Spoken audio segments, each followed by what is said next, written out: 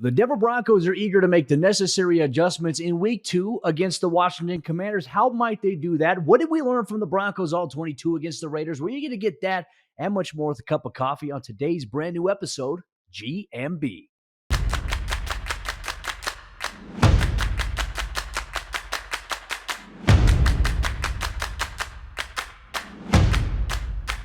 Good morning, Broncos country. Welcome to another episode of Good Morning Broncos, your daily Denver Broncos cup of coffee and conversation here on Mile High Sports. Make sure you hit that subscribe or that follow button. You love conversation on all Colorado sports. Well, every team, every day we have you covered here at Mile High Sports with Rockies coverage, Nuggets coverage, Avs coverage, and of course your daily Broncos coverage as the team is in season, embracing maybe what's to come here in week 2. I'm Cody Roark. I cover the Denver Broncos here for Mile High Sports.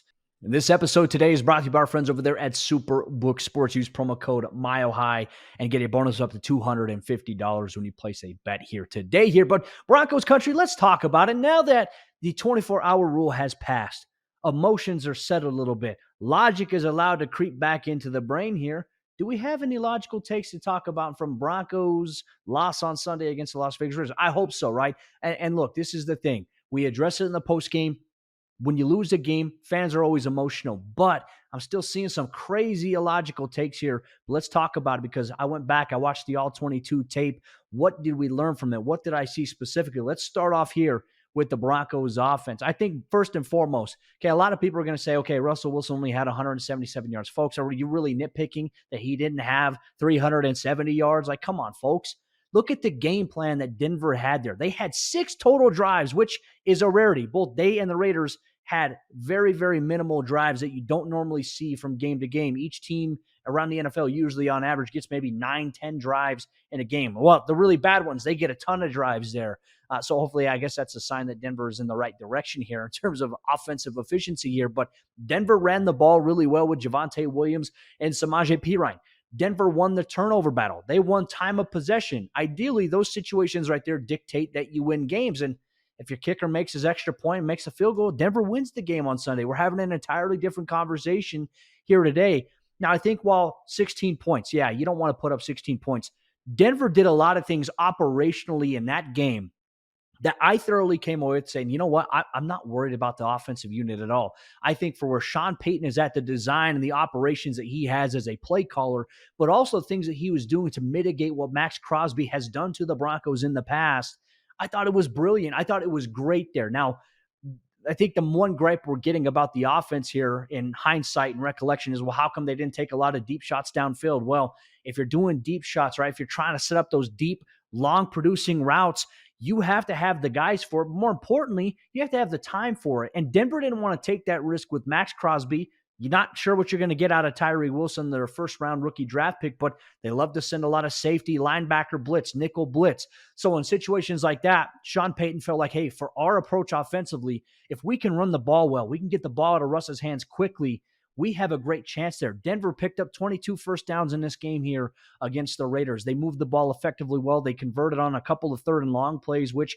was very surprising. And guess what? They didn't have many 3-and-outs as we have been accustomed to seeing here. Now, 16 points obviously isn't going to get the job done. You're going to have to find ways to score more points than that. But if Denver gets a few more drives, or if one of those drives ends a little differently, we're having an entirely different discussion here where Denver's maybe putting up 24, 27 points overall in a game here.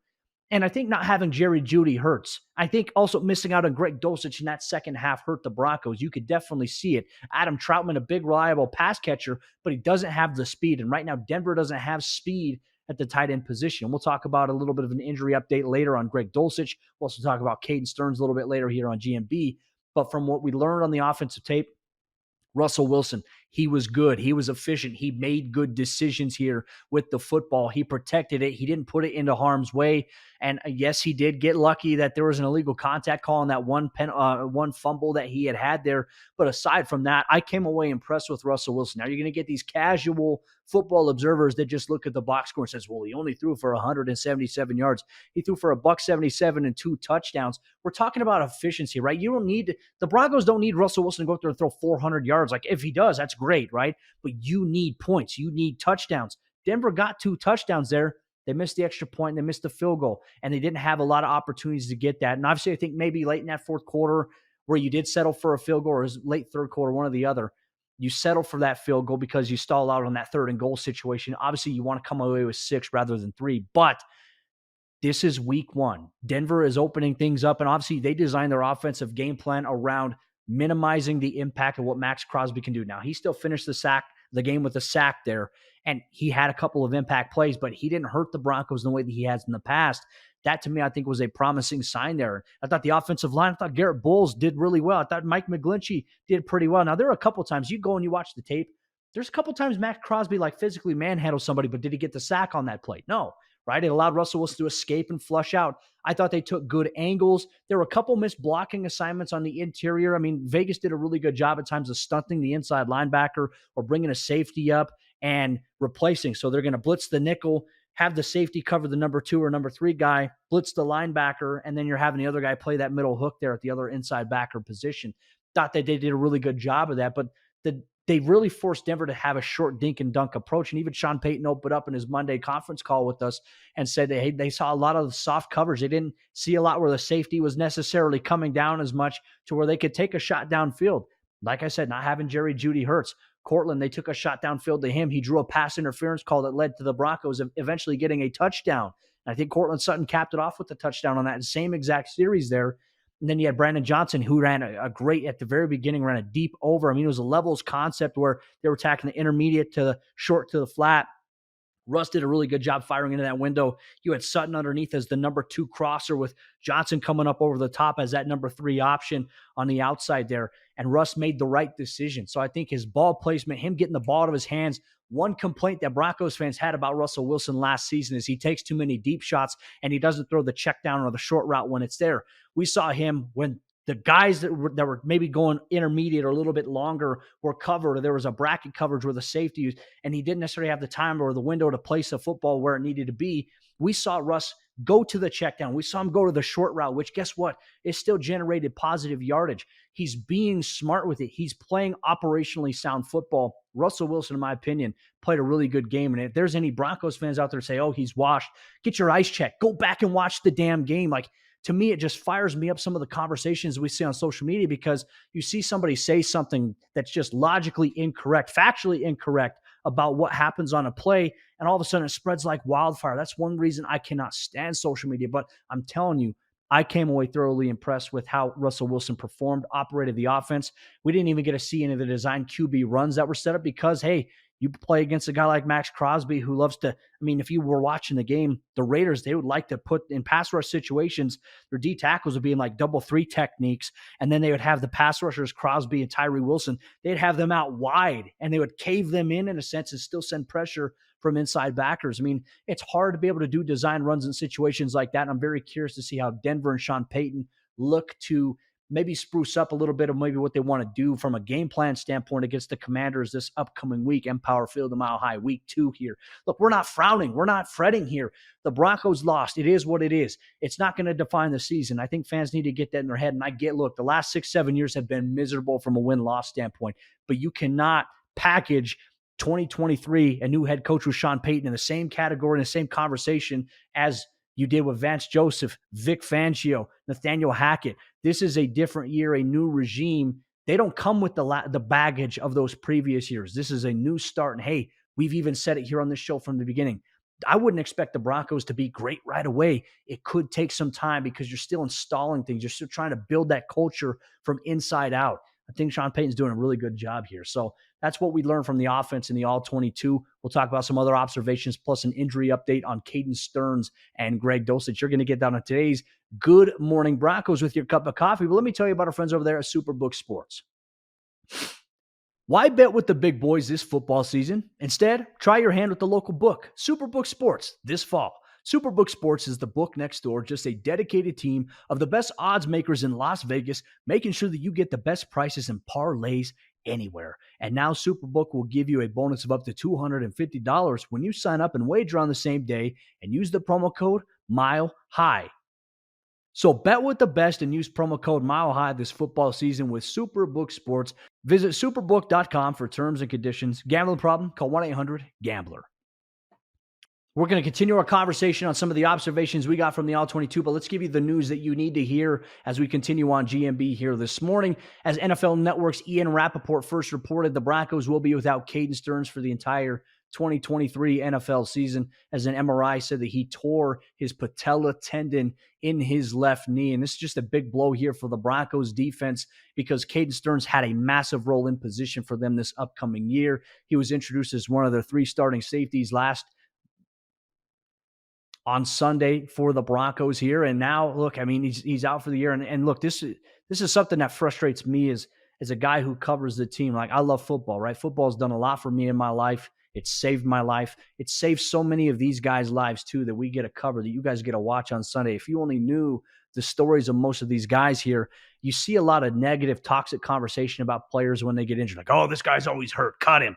Folks, football is a violent, physical, dangerous sport. And we all understand that. The moment we put that helmet on, we all understand, hey, there is a risk at that. But I think when guys get injured, you see the toxicity of people trying to just say, hey, cut this guy. He's injury prone. I hate that conversation, right? Because football, you're always at risk of getting hurt. And what happened to Cadence Stearns was nothing more than just a freak bang, bang play that happened. And that's what you're going to get in this game. But it doesn't say anything about Caden, who he is as a football player. It doesn't say anything about Caden, who he is as a human being. He's a great dude. He's busted his ass all entire offseason coming off of that hip surgery last year just to be ready to have an impact, and was looking good in training camp and was really building, like I said, a very established role for himself here. And the Broncos are devastated that he's going to be out for the entire season. I can tell you this, after Sunday's game, just going around and just seeing guys for a brief minute and just, mentioning him, they were devastated for Caden, and they kind of knew the news before a little bit,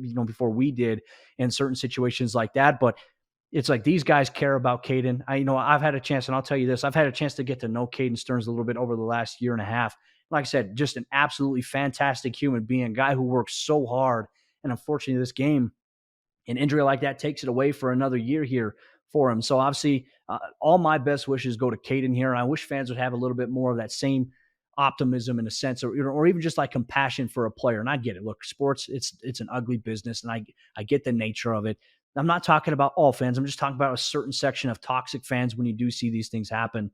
It just sucks that you see that on social media because, hey, these guys see everything that you say, whether you believe it or not. They're going to see what you're saying about them. They're going to have somebody who, looks at social media for them that tells them exactly what everybody's saying. A lot of these guys keep receipts, and I always encourage Broncos fans, hey, don't jump on the wagon when it's the easy thing to do. Like, if you care about this team, you care about the players, support them through and through. So obviously, the loss of Cadence Stearns is a massive blow. I'm devastated for him. He's been putting in a ton of work, and now the Broncos will have to adjust maybe how they go from here. And that, hey, now Kareem Jackson and Justin Simmons are going to be the 2 starting safeties here for Denver, which you've got a lot of experience with that already. Kareem's a veteran player.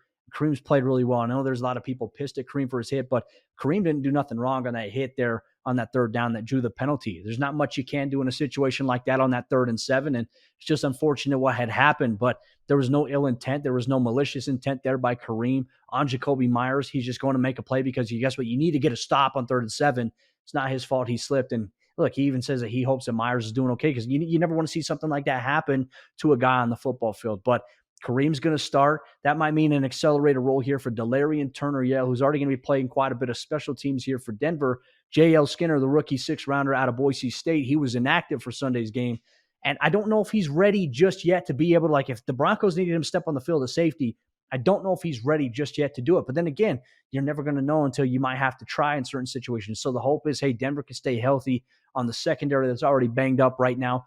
They're not going to get P.J. Locke back till about week 5 because he's already on short-term injured reserve. K'Wan Williams at the nickel, he's already on short-term IR. He may not be back until week 5 as well. So there's things that Denver has to do in order to get where they want to be, and they're going to have to manage for a few weeks here. And hopefully none of these guys get banged up. Fortunately, it's tough because you never know. You can never predict injuries. I mean, right now we're already seeing, to start the NFL season, so many players, so many teams around the NFL, including the Baltimore Ravens, man, just being dealt a bad hand of injuries to star players and key positions. It's unfortunate. It's the one thing about football I think we can all agree that we don't like. But aside from all that, there no update just yet on Greg Dulcich. Underwent an MRI on Monday morning. We'll find out a little bit more. The Broncos are off on Tuesday, and then they'll be back on the practice field on Wednesday. But if Greg Dulcich misses any time, as the time we're recording this, we don't have an update. But if he misses any time, if he has to go on short-term IR, Lucas Kroll will more than likely be elevated from the practice squad to the active roster. We will more than likely see Nate Adkins active a little bit more on game days. He was inactive in Sunday's game against the Raiders. But Denver doesn't have speed at the tight end spot. And I think Kroll might have a little bit more speed than we see from Troutman. So we'll see how maybe Denver gets acclimated and gets some guys going here, and what the offensive game plan against the Commanders is going to look like. Like I've mentioned too, I don't know if Chase Young is going to play this week. He's dealing with a neck injury that they've said is going to hold him out a few weeks. So I anticipate he's not going to play this Sunday against the Broncos. So maybe how does that change their game plan? Obviously, there's Montez Sweat. You obviously have Jonathan Allen, that defensive line. They have a good defensive line and pass rush that they can have there. So how does Sean Payton maybe mitigate that? Does Jerry Jeudy return this week? That's obviously a storyline we'll continue to follow this week here on Good Morning Broncos. But aside from all that Broncos country, one thing we will dive deep into on tomorrow's episode of GMB, we did a Broncos mailbag over there on Twitter, and everybody sent in their responses. We're going to answer them here on tomorrow's episode of the show. Broncos country, appreciate you so much. Go pour yourself another cup of coffee. We'll see you tomorrow for another episode of GMB.